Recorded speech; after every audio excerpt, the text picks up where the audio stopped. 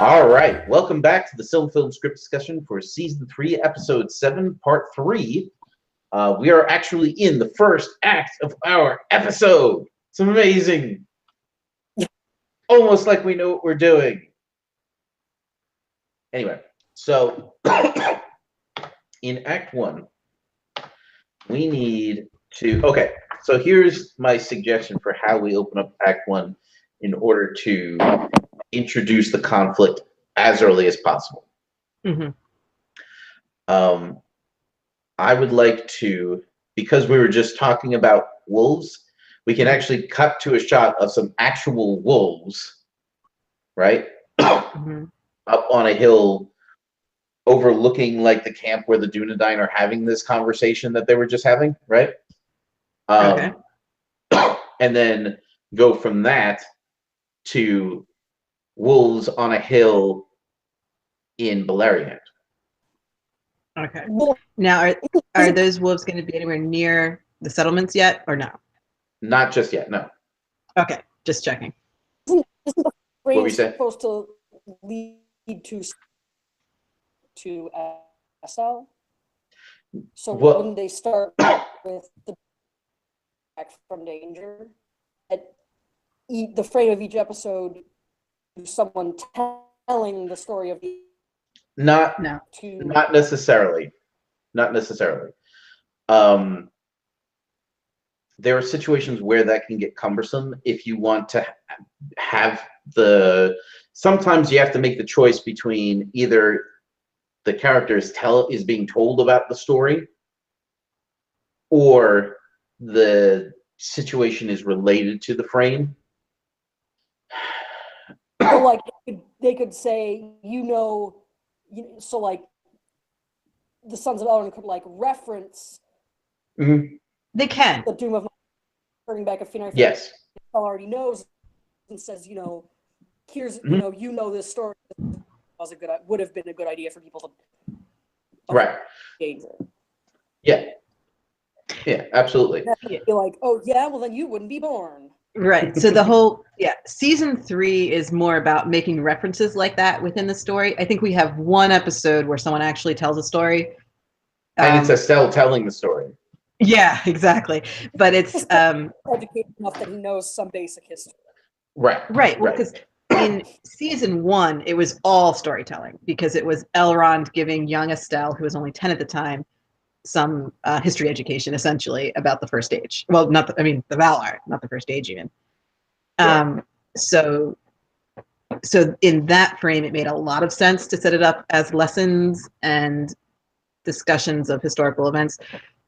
In this frame, because we have a story going on in the background, not just people sitting in Rivendell being kids, then we have to show a little bit more action and a little bit less talking about things, but we can still reference these stories. So yes, we want to reference, not a let's all sit down and tell a story. Right. Usually. Yeah. So, and I want to, what I want to suggest is that we go from these wolves are traveling along a ridge of hilltops near the coast. Okay. And there's a ship out on the coast, captained by the super familiar Captain Galdor, who we just met last episode. Because I want it, and this is essentially not necessarily so that the elves know what's coming, but I want the audience to know what's coming. I want the audience to feel the sense of impending dread. That the wolves are threatening the ships. Right. Just visually, not actually, but yeah. Well, they're not threatening the ships, but these people are in danger from these people. Well, Galdor sees the wolves. I want Galdor to see them. Okay. Right. And then they disappear back into the forest or something. Say that again? So what's the movement of these wolves? Did they come around Heathland all the way down from Lanoth? Did they come around of Sirion and like the pass along the air? they came through the pass, and they know that there's elves on the coast. So what I'm suggesting is that they've swept down towards the coast and now are making towards the havens. They can't miss the havens as long as they stay on the coast. So they're up they're kind of up near Nevrest right now, probably. I mean, not necessarily exactly, but that general area. So they've hugged the mountains and they're now north of the two rivers. And they could Yes. They're north of the Elvish settlements, yes. They're going to be on the coast just actually directly south of Taras. Get a bigger map so I can see exactly where we are. Yeah, I think that sounds like it makes sense to me.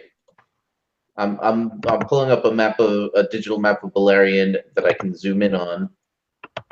Yeah. Okay. So I'm sorry. You said that around Mount Taras. Is that what you suggested? Yeah. That's exactly what I was thinking. That's what you were saying. Because if coming down along the ending, then reach Eglarest right when they reach the coast, they can't. And so I mean, they're not going to be going along because there's no tower there. So right. Unless they've missed Eglarest and they're hitting at Barad Nimras. There is no Barad Nimras. Oh yeah, well I know but it's a place on the map. I'm just using yes, that area. But I mean, there's no settlement. Right. Okay. Yeah. So the settlements are Brithambar and Eglarest. I mean, are they going towards the coast along these hills near Brithambar, or are they coming down the coast, Taras, and then cutting across this cape? Well, okay. There's a little bit of a geographical issue here because it is Eglarest, is that Círdan's like capital, or is it Brithambar? I'm not educated enough to know. I was pretty sure we were trying to have this attack be on Eglarest. Oh, okay. So in that case, they're not going to be coming down us because they'd be hitting Brithambar. Right. Yeah. Down. I mean, yeah. Well, I mean, there's not necessarily a reason we can't do Brithambar. I'm pretty sure the only city we've introduced thus far is Eglarest. It's possible Brithambar hasn't been built yet. Let me ask a question. Let me ask an adaptation question.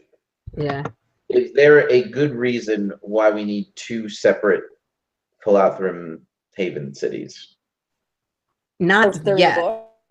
Yes, I understand. No, that I understand that. I'm just trying to figure out.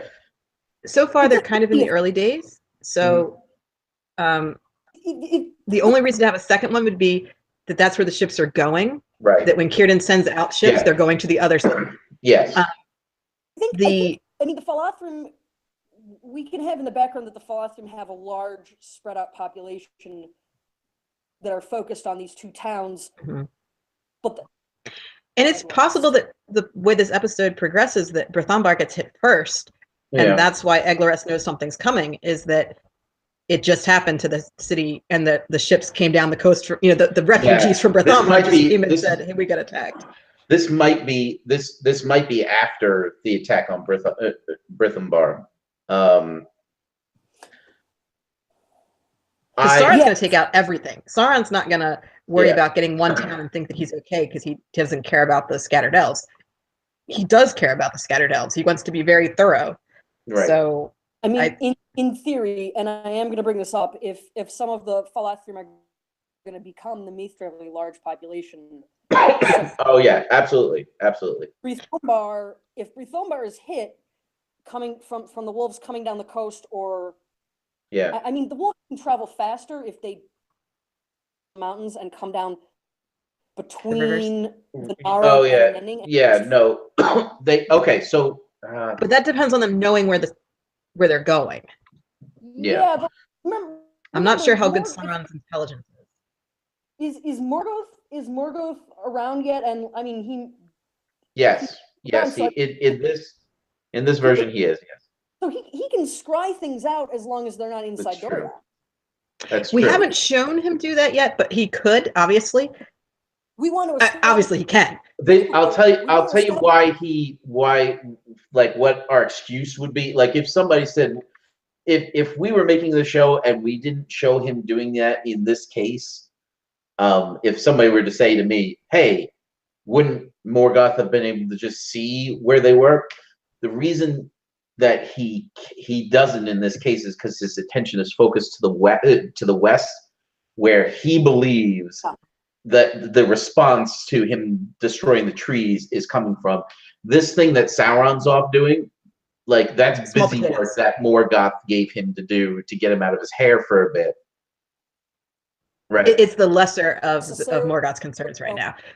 But the thing with the scrying and all that is we have to be a little careful how much skill we give Morgoth, because I mean, obviously the elves' battle against him is hopeless, but he doesn't find things for a very long time. Like it takes a while for Glaurung to know where Nargothrond is to attack it, and it takes a long time for him to figure out where Gondolin is. So if he's and you could say the elves are good at hiding, because that's also Ulmo though. Yeah, and Ulmo helps obviously.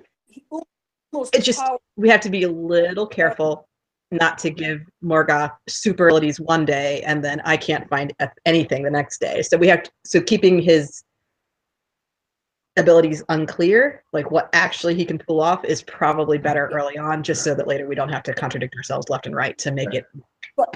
But Ulmo is gonna hide Nargothrond and Gondolin. Yes. When he definitely. When he sends Gellert an army now, or Rodreth, he says, my power withdraws from I can't hide you anymore. Exactly. Danger, throw down your bridge. And obviously Melian protects Doriath. Like there's powers working against him that aren't just elves that keep these things secret. And the eagles around Gondolin, like there's stuff going on here that we can easily argue. It's the type of thing where if we have him do an easy scrying thing early on and then he never does it again, it looks like we dropped the ball on it. So we have to be very judicious in how we show him.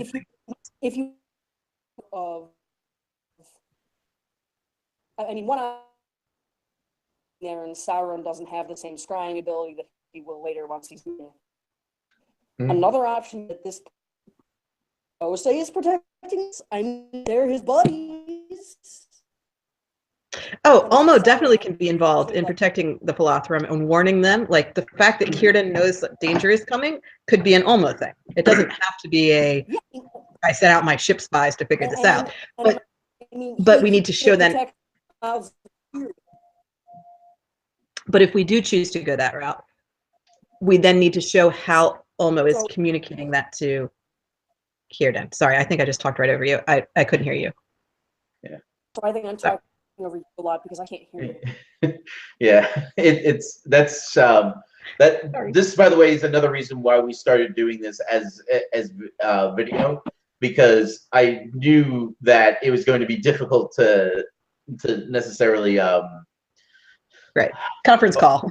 Right, it's hard to be aware of the fact that, like when you're on video, it's easier to see that somebody's about to talk or is trying to talk, but that's fine. So if it's not an option, we'll just work with it. It's okay.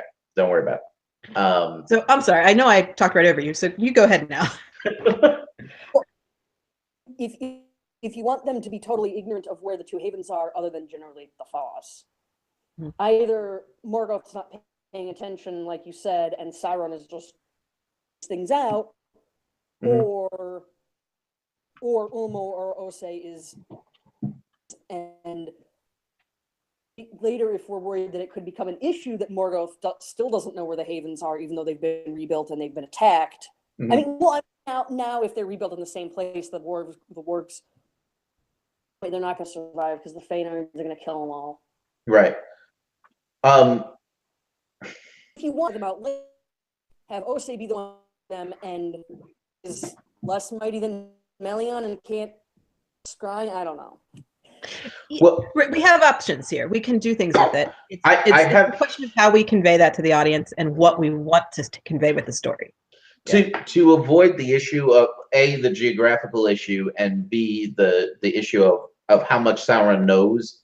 I'm actually thinking that if we're having Brythumbar be hit first, like before we even enter into the story, I would actually scrap the idea that Galdor sees the wolves altogether. Right. Do that just instead. have him, right, and just have him run into the ships that are fleeing from Brythumbar, and he makes contact with whoever's in command there, and they turn around and start booking it down to Eglorest. Now, if we the difficulty attack, it should have a lot of casualties. They know that there's a race on because they're in swift ships, but they have to go around this cape. Right, it's longer. Wolves are. I mean, they have to pass through the hills, but yeah. First, the elves, but they have longer to go. Yeah. The wolves. We could even do a Two Towers map scene. No. I'm just kidding.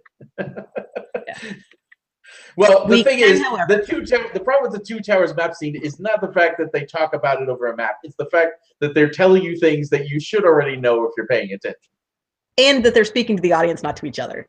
Right. There's no reason for those characters to say those things or talk about this. Here, there'd be a reason for the characters to say, I'm really worried that we're not going to make it in time because we have to do this, go around, and the wolves, the enemy can just go straight there. So, and I just use my hand like I said I wouldn't do. Sorry. Say which town was hit first? Because we could have Eglorest hit first. Well, if we want the wolves to come down between the only town we've introduced so far is Eglorest. So the attack on Eglorest should be our key scene, like our main event. Yeah. All right, makes sense. Simply because the audience has seen it before and cares about it getting destroyed. Brythumbar has not been on screen yet, so an attack there would be kind of random. This is the name drop of Brythumbar is mentioned, and then sometime in season 4, Finrod is going to make friends with Círdan and rebuild Brythumbar, and then we'll see new Brythumbar. Right. We can come back to it later. I just mean that our main attack that we're going to show should be Eglorest for like the set audience. Yeah, the set piece for the audience is Eglorest. Yeah. And Galdor are. Right. Yes. That's where. Well, that's Galdor's base of operation. He's on his ship right now. So now they're booking it to try to make it to Eglorest before the wolves get there. All right. So that's the tension of their group. I think that they should get there just as. So they kind of arrive at the same time. They arrive in time to be extra ships for people to get on. But that's right. Well, I don't want to have them arrive too late because then why did we talk about them at all? They arrive in time to help evacuate people. Right, that's what I'm saying. And also I have another idea for why Eglorest is more prepared but we're gonna get to that. We're gonna get to that later on. The point is in Act 1, we're going to show the attack on Brythumbar aftermath of ships fleeing, the place burning, and wolves booking it south. Right. So the Balerion stuff is all going to happen before all the Noldor stuff, and then no. We're going to intersperse it. I refuse to do again the whole. We're going to do one episode and resolve it in the middle of the episode. And then we're going to do a completely separate episode about completely separate characters. No. At this point, we're trying to integrate the stories because the Noldor are coming to Balerion. So here we're interspersing.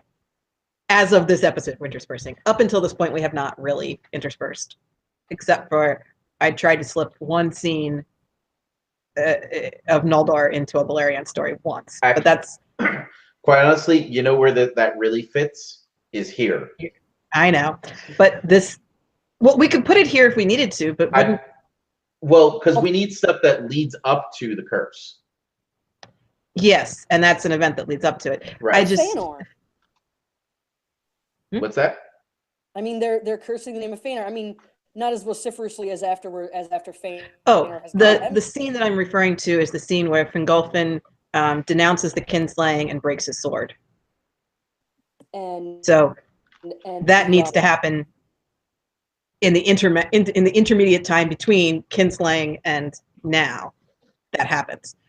It doesn't really fit. Yes, that's true.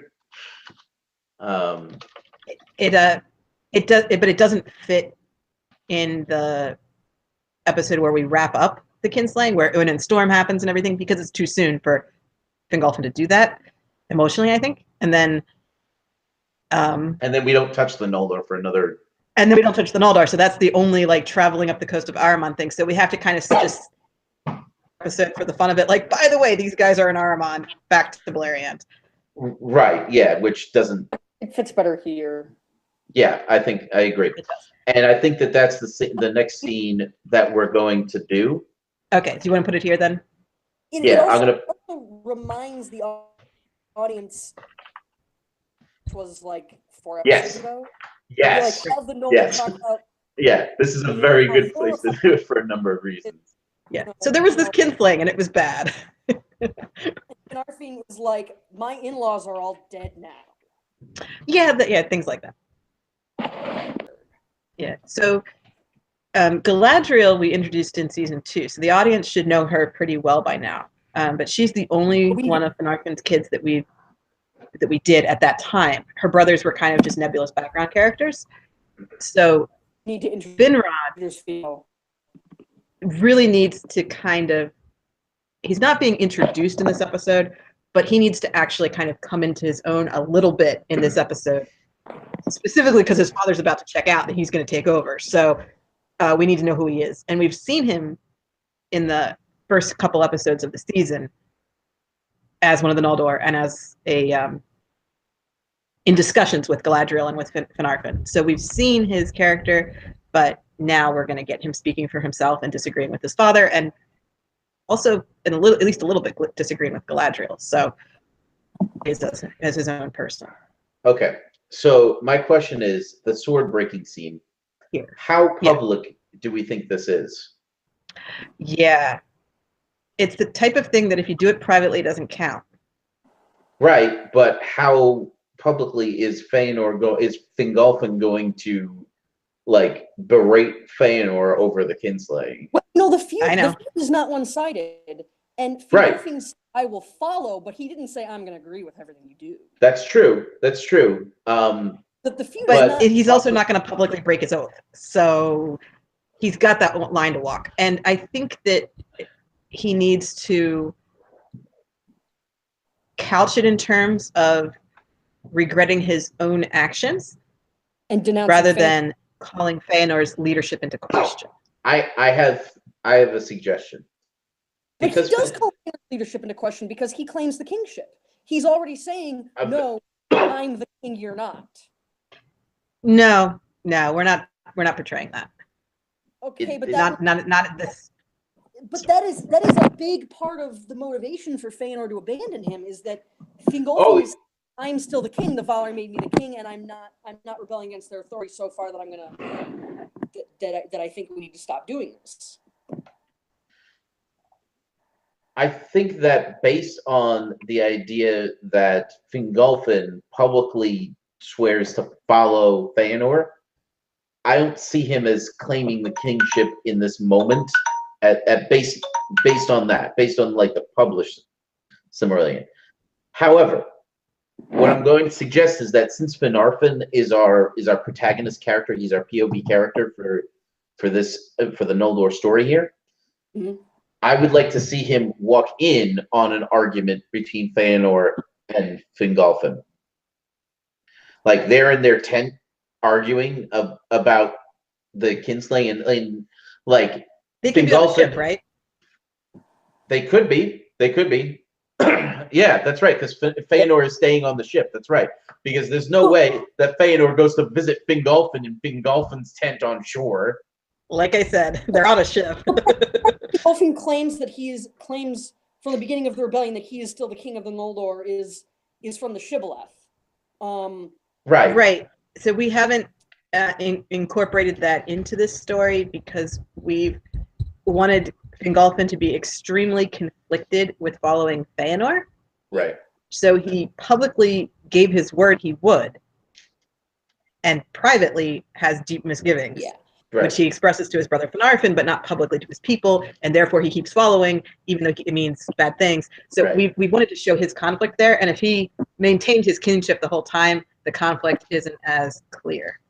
But he should come out of the end of this episode saying, I am going to challenge Feanor's leadership because his leadership sucks. I think that, and I think I've suggested that he at least be considering it at this point. He's getting to that point, because the question here is it worth it to break your word?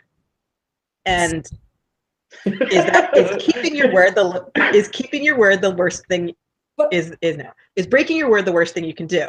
And Feanor has quite amply demonstrated the answer to that question is no. There are many worse things you could do than keeping your word.